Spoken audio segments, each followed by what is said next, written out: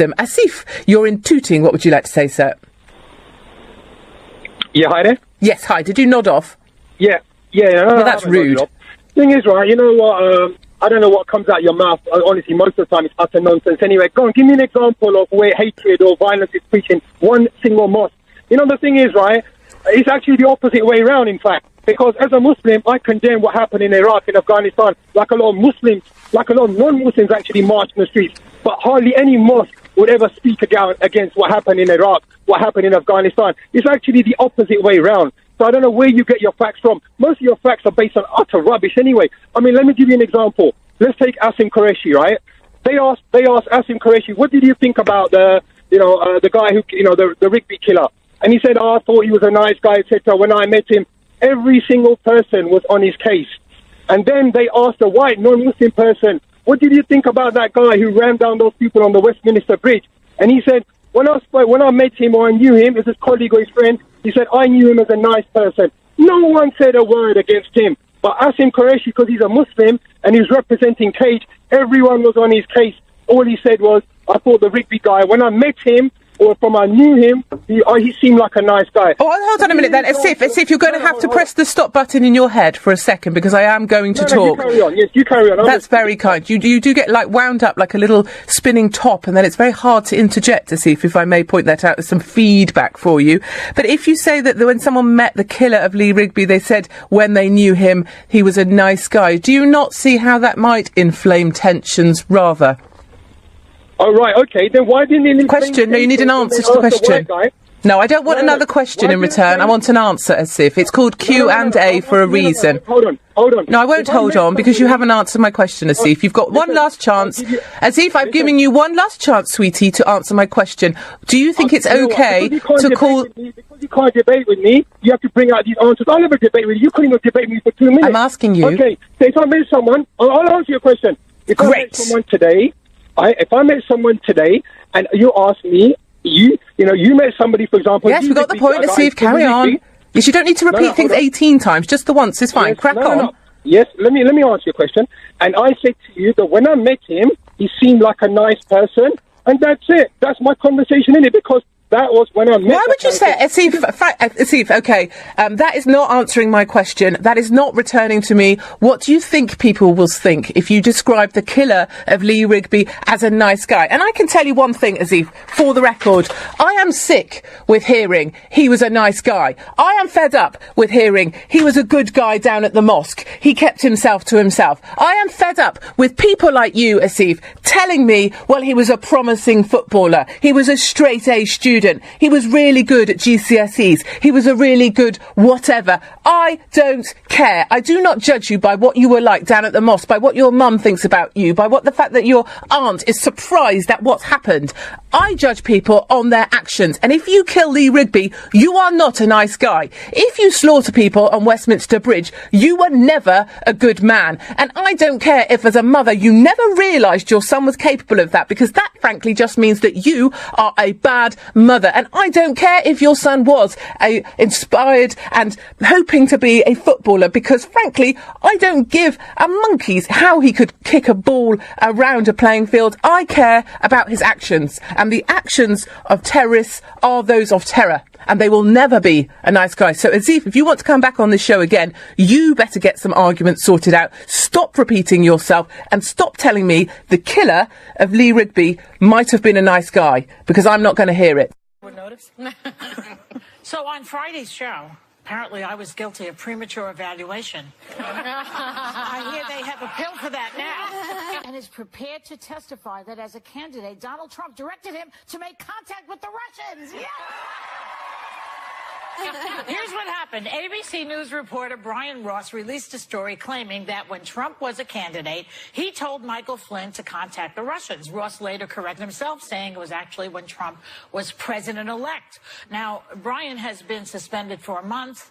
And, Sonny, you have a statement from ABC News. Let's hear that. Yes. ABC News says, we deeply regret and apologize for the serious error we made yesterday. The reporting conveyed by Brian Ross during the special report had not been fully vetted through our editorial standards process. As a result of our continued reporting over the next several hours, ultimately we determined the information was wrong, and we corrected the mistake on air and online. Immediately, Brian Ross will be suspended for 4 weeks without pay.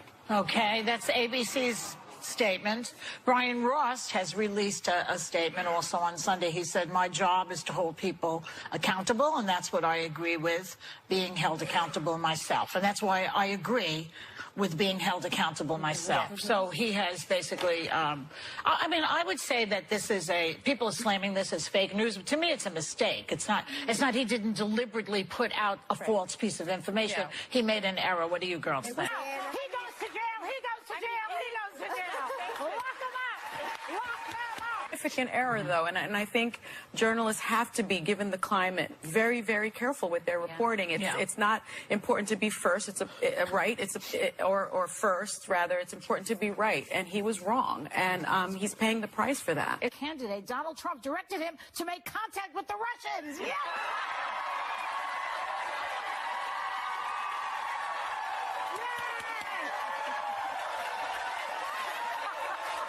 The climate right now with the president administration, sometimes he has a bit of a precarious relationship with facts, and we hold him to what he would describe as hyperbole or exaggeration. So with that said, it's almost like if journalists normally get 2 sources, they should have 3 sources now, because I think otherwise it feeds into a narrative of calling it fake news, although I know we said in the meeting, I do think fake news is the intention. It's putting out a story with the intention to mislead. I think this was a big mistake. Well, look, I think it's a learning moment for all of us and for America. We've got to have patience, and we've got to treat this issue with great seriousness. We've got to treat this issue with great seriousness. We've got to treat this issue with great seriousness.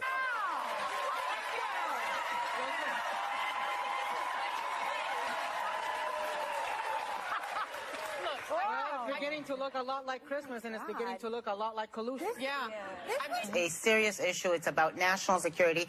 It's about the integrity of our democracy and elections. We've got to be serious about it. We've got to be deliberate about it.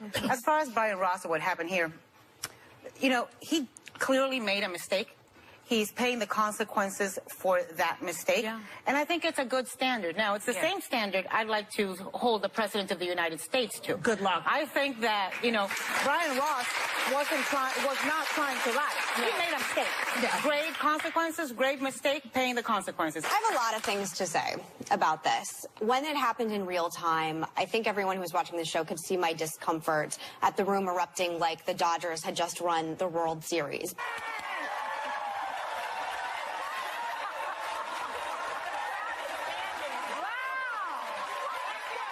Erupting like the Dodgers had just won the World Series, because I do think holding people to both standards. I remember when Obama was in office, Rush Limbaugh saying, I want my president to fail, and coming out and saying, I could never get behind that, because if our president fails, it means America fails.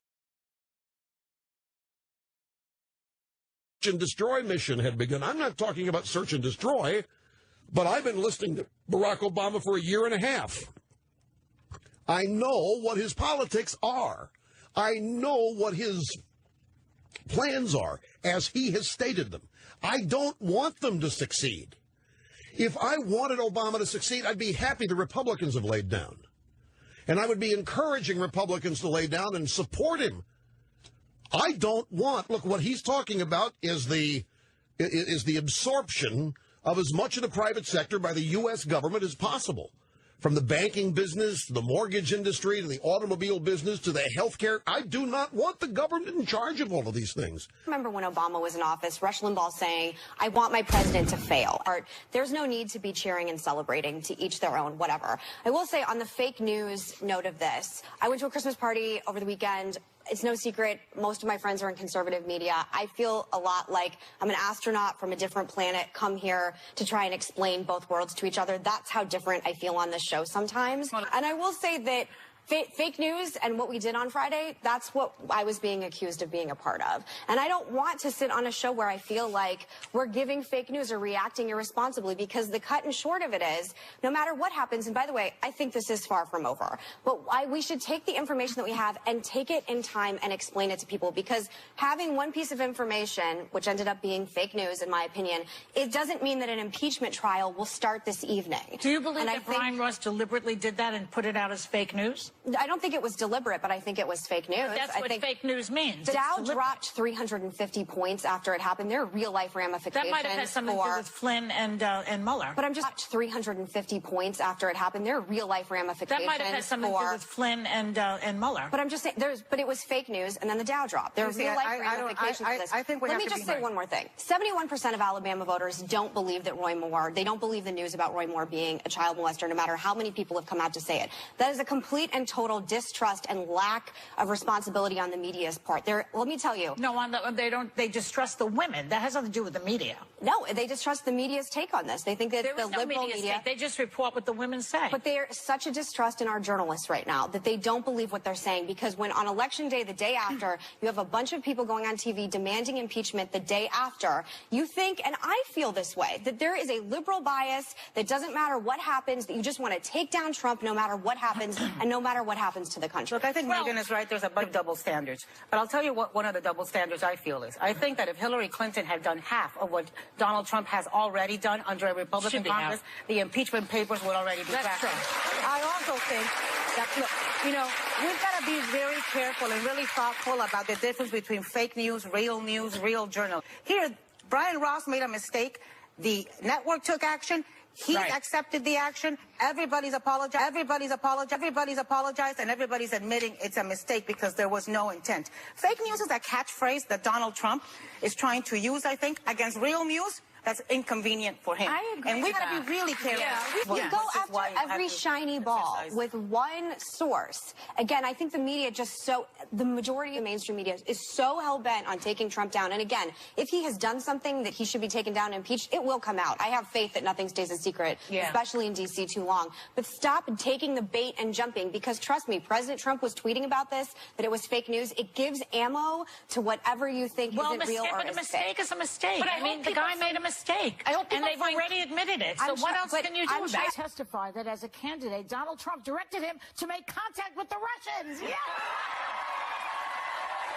And I will say that Fox News exists because so many people feel like they are never allowed to have any conservative beliefs spoken on television on any other network. I'm not saying it's necessarily right, but I'm saying Fox News is #1 in cable for a reason, and there's a lot of people that watch it. Polarized. I'm not so sure I want him to succeed at destroying the environment, playing chicken with Kim Jong-un. I'm not so I don't want him to succeed at a lot of things. As you say, we want our president to succeed. No, I don't. Well, I didn't expect you not to admit that. I don't.